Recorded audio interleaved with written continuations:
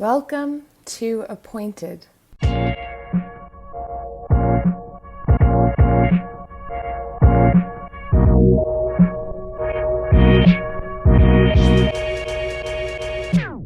am so excited to be joined on Appointed today by my colleague, the Honourable Senator Bernadette Clement, about our bills.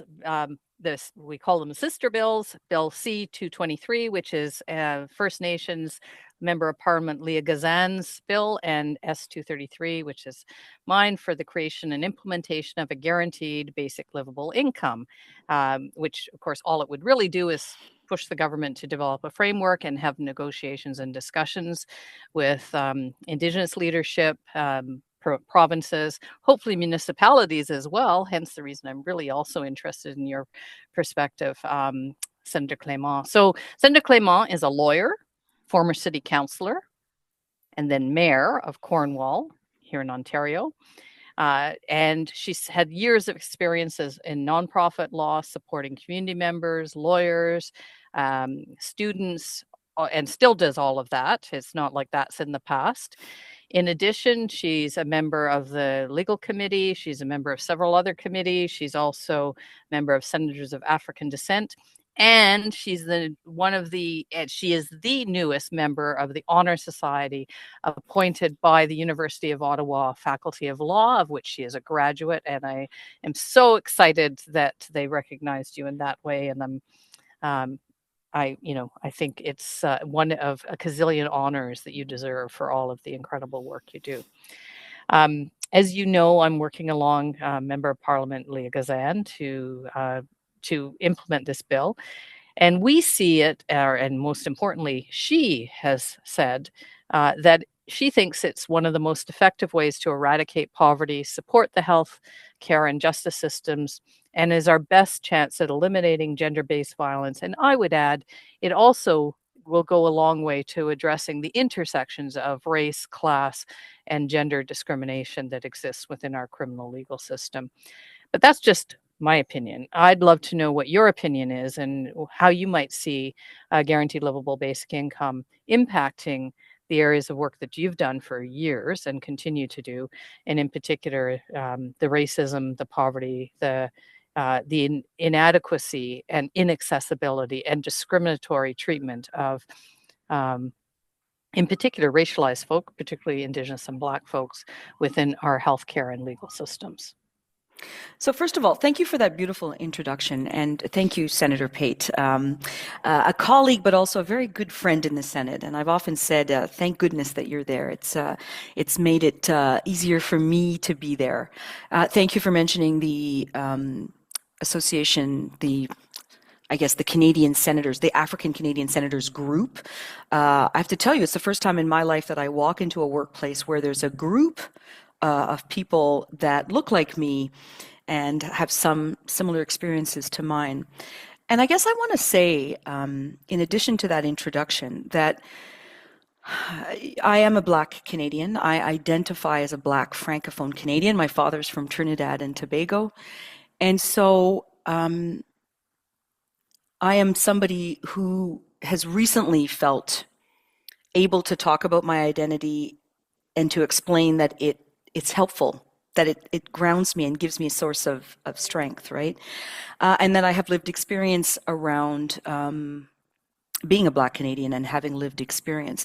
I don't have experience around poverty, but I have to say that because I'm a daughter of teachers, but I have to say that my background sort of pushed me into, or pulled me into, a legal aid career because I wanted to feel useful and helpful. So I have been a legal clinic lawyer for 32 years. And yes, I am still I'm still there on a very part-time basis now, but it's been an honor to work with clients who live in poverty. It's been an honor to have them include me in their lives and in their struggles. And so what I've done for most of those years is help people access social assistance here in Ontario, help people access Ontario disability benefits under the ODSP, Ontario Disability Support Program.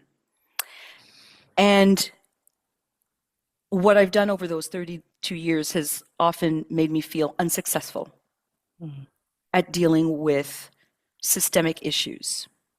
And I started to feel that when, about 15 years into my career, I was representing the children of the clients that I had represented when I first became a lawyer. And they would come into my office and say, "Oh, hi, Bernadette, we remember you. You helped our mom get Mm. disability benefits. You helped our mom get emergency assistance."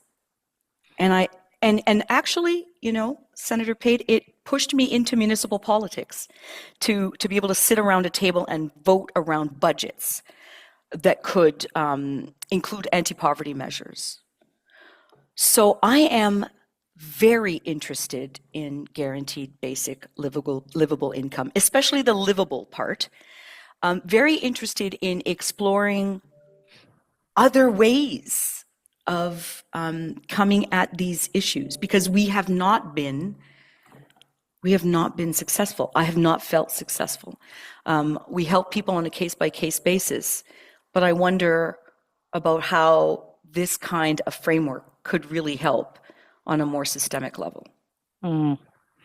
Well, and you mentioned the intergenerational impact you're right, it can be soul destroying sometimes to be dealing with multiple generations of folks. And in particular, when we're talking about Black Canadians, Mhm. what do you think or hope that these kinds of interventions, obviously nothing is on its own, will achieve? We need intersectional approaches, we need healthcare, social supports, as well as income supports. But what would you hope to see that would change fairly quickly, or maybe just over time, by having this kind of adequate income for folks that doesn't have the same strings attached of looking for non-existent work, of having all of these assumptions and often racist and moralistic and gender-based assumptions about people that get applied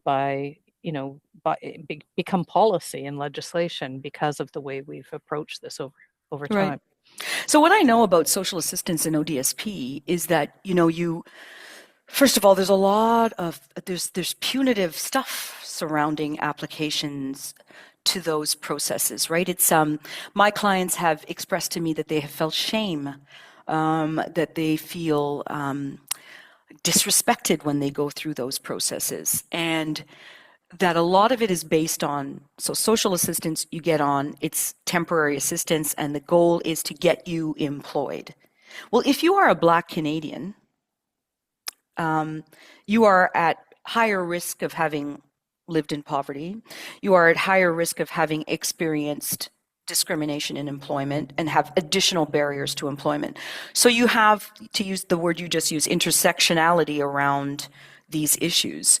And so my racialized clients have experienced that to a deeper level, right? That shame and that feeling of disrespect is compounded by the fact that they are told, well, you have to go out there and get work, not recognizing that they have additional barriers. So, yes, something that is guaranteed, that is livable, that contains dignity, would be helpful, like probably more helpful to populations who experience overrepresentation in all the negative ways that you can be overrepresented in the justice system. I would say that. But I want to add this, because I come from the legal clinic system, and legal clinics have studied the issue of guaranteed basic livable income, particularly I'm speaking from an Ontario context.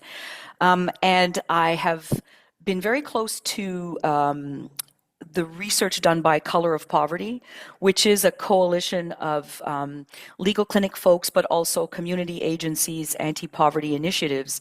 And so they look at this from a racialized perspective. And the caution that they make is that any kind of framework that we're talking about around guaranteed basic livable income has to be underpinned by access to research, disaggregated data around that overrepresentation.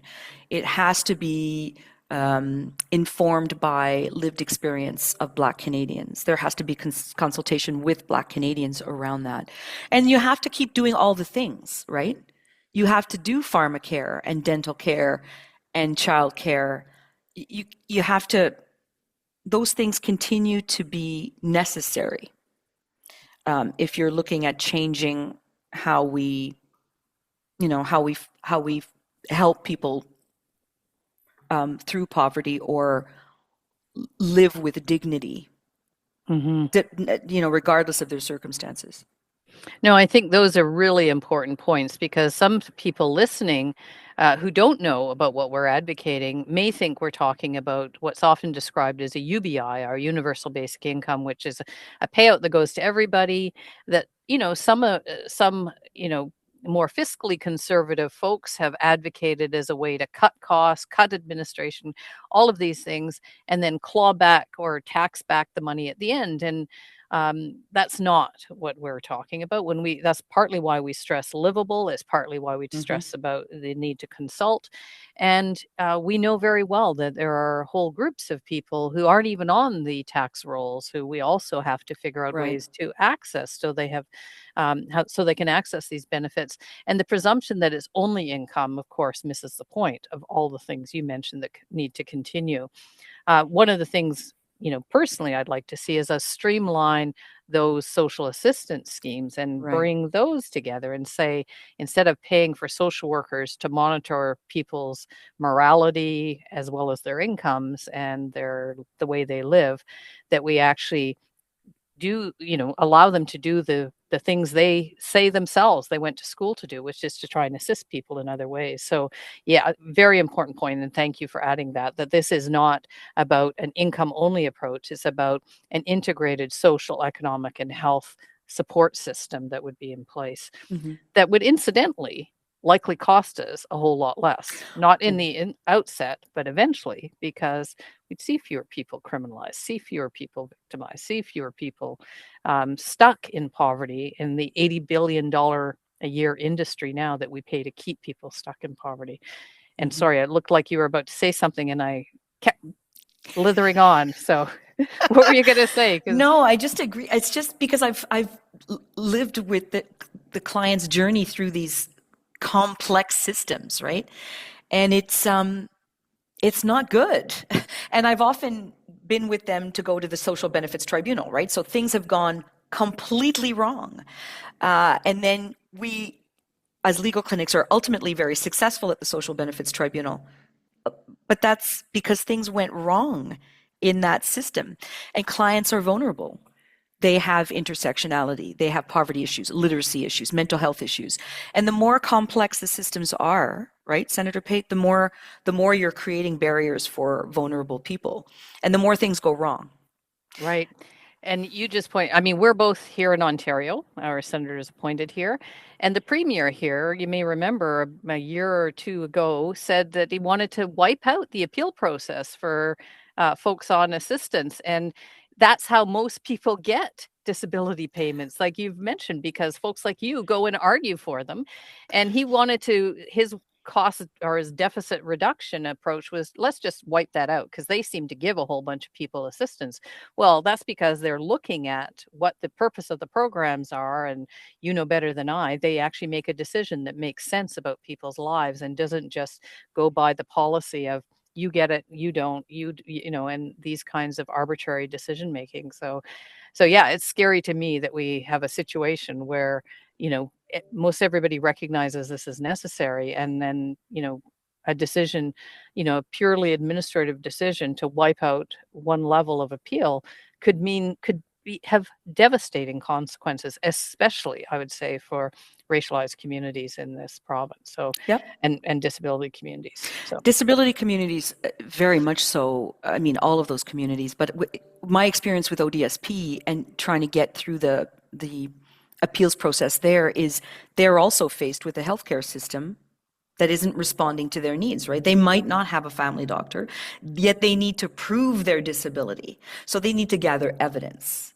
mhm. And they need to go through and have a doctor and a specialist and test results.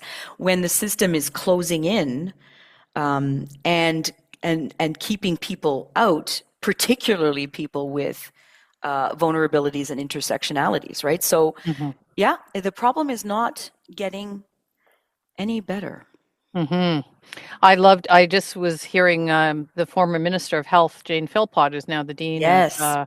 Medicine at Queen's, and she was talking about, these, I forget what the term was, but it's a center where you wouldn't have to have a family doctor. We don't have family doctors. And when I first came to Ottawa, because the only place that people, I'll show my age, where, people who were on the street or had HIV or AIDS could go and get free treatment and anonymous treatment was some of the community health centers. So I've never had a family doctor since I moved to Ottawa, but I have a community health center where I know I can go see nurse practitioners, I can get referrals, and I don't want to put words in her mouth, but it sounds like she's promoting it, and many others who know those systems are promoting more of those kinds of models, which makes an infinite amount of sense So combined with income. can I just jump in here because I'm a Dr. Philpott fan, and when I sat as mayor and a city councillor, we as municipalities are now involved in the healthcare system because we're trying to entice family doctors to our communities. We're trying to pay bonuses to get them to come because our communities are suffering. So, when you have municipalities getting involved in healthcare, you're starting to realize that there are issues. And Dr. Philpott is, I think, exactly right about investing in healthcare centers. So in Cornwall, we're very lucky. We have Seaway Valley Community Health Services that has a focus on vulnerable people and newer Canadians. And I mean, I wish there was more spaces for people, but it is a model that means that vulnerable people are they can go to a place and get care that is, like holistic, that responds to all of the different issues. And I think Dr. Philpott, we need to be paying close attention to what she's telling us. Well, and I heard last week, recently, she said she might consider running for office again. Right? So let's all, Right? yeah, we'll all keep our fingers crossed for that one. I've also spoken to many, and so have you, Indigenous communities, and in particular, I've spoken about guaranteed livable income and about how they would see us supporting self-governance, Indigenous rights, issues about the mass incarceration of Indigenous people. And many of those issues also obviously apply to the mass incarceration of those of Canadians of African and Caribbean descent, basically Black Canadians, who are also grossly overrepresented in our legal and our prison systems. Are there ways that you see that we haven't discussed so far that a guaranteed livable basic income might help address those areas as well? So I'll start. I'll start by, and I always start by personal space because it just helps me into what I'm going to say. So I understood, like I've read the stats. I've read the research on social determinants of health, social determinants of justice for Black Canadians. I've read the color of poverty statistics, but it didn't hit me until I went with you to Collins Bay and sat in maximum, medium, and minimum security with basically Black and Indigenous men. And, in that first half hour of that visit, I sat there staring back at all of these Black men, and they stared back at me. And it was basically like, how did we all get here? And many of them are very eloquent about how they got there. Very eloquent. I was impressed, stunned, saddened by that they could say, not that they were making any excuses for why they were there, but they could say, we had poverty issues. We come from communities that are over-policed, under-resourced. And so we know why we're here. And what are you doing to help? Mm-hmm. And so for me, it was a very powerful moment of understanding the stats in a way that is real. And I thank you for that. I've returned since. I now want to go back to Collins Bay and focus on prisoners' rights to vote. There's an election coming. Yeah. And they're interested, and I think that they should be. But that's a separate topic. I think what I'd like to talk about now, Senator Pate, really is about the Black justice strategy in this country. We have one, Mm-hmm. and we needed to move faster. We needed to get to implementation. And in that strategy, they talk about the overrepresentation, of course, of Black men and Indigenous women in the justice penal system. And they talk about how did we get there. They talk about, and the number one issue. So when you talk about social determinants of justice, number one there is income, and Mm-hmm. then employment, and then education and health, but income. So we're back to poverty, and we're back to how, what we have done so far has not worked. Mm-hmm. And we're back to the framework that you're talking about. And we're Mm-hmm. back to investing in a new way of looking at this from a perspective, and I use the word dignity, because I haven't seen much dignity from my clients over the years. They have not talked to me about dignity in going through all of these systems. So when I think about Black Canadians, I think about, the clients that I've had at the legal clinic. I think about those men at Collins Bay. I think about the Black Justice Strategy, and a lot of people, are involved in that strategy and want to see it happen. Black communities are talking to each other, to me, to the African Canadian Senators Group, saying, when is that going to happen? And I Mm-hmm. think that there's an interesting tie in there. If you look at what the recommendations are, you can connect that back to guaranteed basic livable income. Absolutely. And it makes me think of it. I can't remember if it was that trip or a previous one. There was a guy who was heading up one of the groups in the Max unit in Collins Bay who said, choice, choice. You tell me like it's my choice or I have a choice. And he was, he wasn't really talking about himself. He said, how do I tell my kids or the other kids in the neighborhood I grew up? They have a choice to do other things. They don't really have a choice to go to law school or go, they don't have the same opportunities. Their choice is to become a pimp or a drug pusher. And when he said it that clearly, it's so stark and saying, Mm-hmm. if you want us to be in different places, and he was talking really more about the kids, the young people he was trying to influence and support, you need to actually provide meaningful ways. And so it strikes me it's not the only way, but so that your family is not constantly worried about whether they can put food on the table, keep the roof over their heads, that you actually provide an adequacy that allows people to actually start to think beyond the confines of just trying to navigate that poverty. And that was a really stark and good, horrible, tragic, travesty of a reminder, but it was a good reminder for me. It's a good reminder, and they have the words to explain to us in ways that are real. I find it very difficult, but very powerful to visit, and I will continue to do that. I think it's important. Yeah. That's great.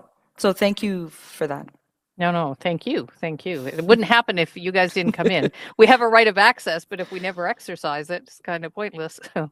But I want to, if there's anything else, I mean, you've had a tremendous amount, as you've already revealed in our short discussion so far, about your incredible experiences, both past and current, as a lawyer, as a senator, as someone who continues to do work at the local, at the regional, and provincial, as well as national level and internationally. I mean, you've got links. We won't we won't get into that right now, but maybe we should do another podcast about that.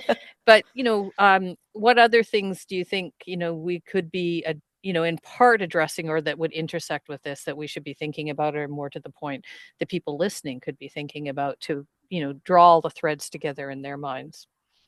I think that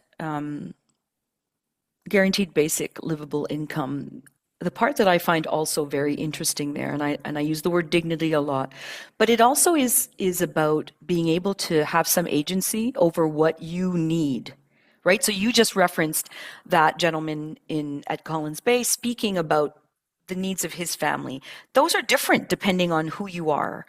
And so having some agency in terms of how you spend your money. I want, I've had so many clients just want to spend money on getting their teeth fixed beyond what was allowed under the programs so that they could feel healthier, more confident, so that they could go and interact socially, which we know is linked to mental health, which we know could bring you to employment or not. But it's about having some control over your destiny. Mm-hmm. And I really think that that's worth exploring in the context of guaranteed basic livable income. In my experience, I just will add this because right now I have a practice that is more focused on injured workers. And in my 32 years of experience, the only system that really lifted people out of poverty was the workers' comp system. Difficult as it though it may be, and it's not perfect, which is why I still practice in the area. But at 85% of wages, if you can win that and get access to that as an injured worker, you are then lifted to those, beyond those low income measures that we have. OW doesn't do that. Ontario Works doesn't do that. Social assistance just doesn't do that. And even though we've had so much work from legal clinics and anti-poverty groups around raising those rates, it hasn't happened. And Mm-hmm. so, again, we need a system that will lift people up to those measures, the livable, and then have the agency and dignity to respond to what your life and your family requires, so that you can participate fully to your ability. And that's better for everybody. Yeah. The more people participating to the fullest of their abilities means that I'm better for it. Middle class people are better, higher class, upper class, whatever, wealthy, whoever, we're all better for it. So I think that's an important piece of this framework. Mm-hmm. It is. And it actually puts me in mind of some of the research that has been done that Dr. Evelyn Forget did on the Mincome project that happened in Manitoba, where she showed her interest in this came because she was an economist working in a hospital and saw a whole bunch of people coming into the emergency room for dental, like you've just mentioned, for preventive medical issues like heart and diabetes and conditions that if they had more proactive preventative health care to start with, dental Right. as well as physical health care, they wouldn't have been in emergency. And so and they saw in Manitoba that the costs of healthcare reduced, the costs of the criminal legal system reduced, and more people got education, and basically people were better off. Similarly, even though the Ontario pilot got stopped early, Mm-hmm. Jesse Gollum, who's done the Humans of Basic Income video series and picture Right. series, ask what people spent their money on. And what you said, dental, buying a bed, getting a wheelchair, getting to buy vegetables for the first time and fresh Right. vegetables, were all things that people talked about. And so thank you for bringing that in a very clear and concrete level to, what all the research has already shown can benefit and can move forward. So, and I want to thank you again for all the incredible work you continue to do, the leadership you demonstrate for me personally, but for all of us in the Senate as well as in the community, and the ways in which you persist in ensuring that we continue to address these issues in meaningful ways, not just in performative ways, which I know is one of my favorite words to use Yeah. when I see things not doing what they're supposed to be doing. So I look forward to supporting all of your efforts and your leadership in not just the Black Justice Strategy, but in all of the work that needs to still be done. So thank you very much for joining us. Again, congratulations on your well-deserved honors, because I'm sure there'll be many more. There have been others and there will be more. And thank you again for everything you do and all you are too, so many of us. Thank you so much. This has been a good conversation. I appreciate it.